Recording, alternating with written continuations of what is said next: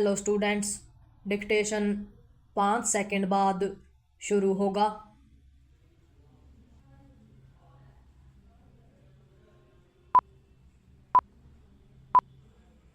Start. Supreme court collegium की ओर से Delhi high court के जज यशवंत वर्मा का तबादला इलाहाबाद हाई कोर्ट करने की सिफारिश कई सवालों को जन्म देने वाली है। इसलिए और भी अधिक क्योंकि जब जस्टिस वर्मा के घर लगी आग बुझाने के दौरान उनके यहाँ बड़ी मात्रा में अधजली नकदी मिलने और इस कारण उन्हें इलाहाबाद हाई कोर्ट स्थानांतरित करने की खबर आई थी, तो सुप्रीम कोर्ट की ओर से कहा गया था कि इस तबादले का नकदी कांड से कोई लेना देना नहीं।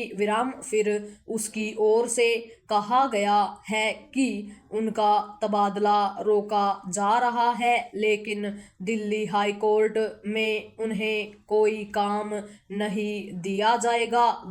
अब उनके तबादले की सिफारिश कर दी गई और वह भी Allahabad high court bar association की कठोर आपत्ति के बावजूद। यह ठीक है कि सुप्रीम कोर्ट ने जस्टिस वर्मा के घर नकदी मिलने के मामले की जांच के लिए 3 न्यायाधीशों की एक समिति गठित कर दी है, लेकिन आखिर यह जांच शुरू होने के पहले उनके तबादले का क्या औचित्य?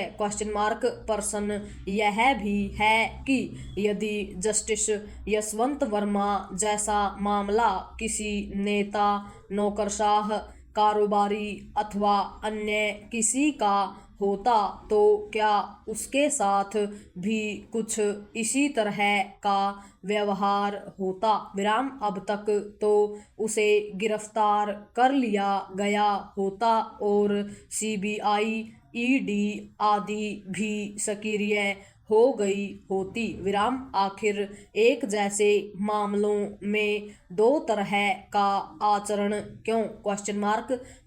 क्या यह विचित्र नहीं कि जस्टिस वर्मा के मामले में अभी तक कोई FIR दर्ज नहीं की गई है? क्या इसकी जरूरत इसलिए नहीं समझी गई कि मामला हाई कोर्ट के न्यायाधीश का है?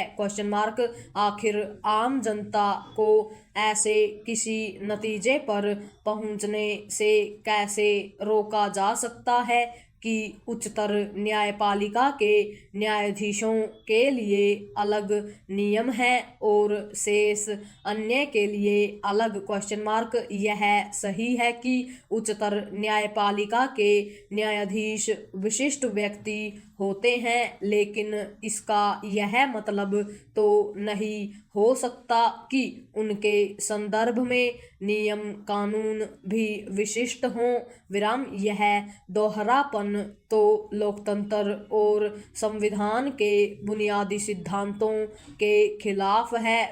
किसी भी मामले में न्याय केवल होना ही नहीं चाहिए बल्कि होते हुए दिखना भी चाहिए। न्यायाधीशों के मामले में तो ऐसा और भी होना चाहिए क्योंकि न्यायपालिका के प्रति आम आदमी के भरोसे का सवाल है। सुप्रीम कोर्ट को इसका आभास होना चाहिए कि यह भरोसा डिग रहा है।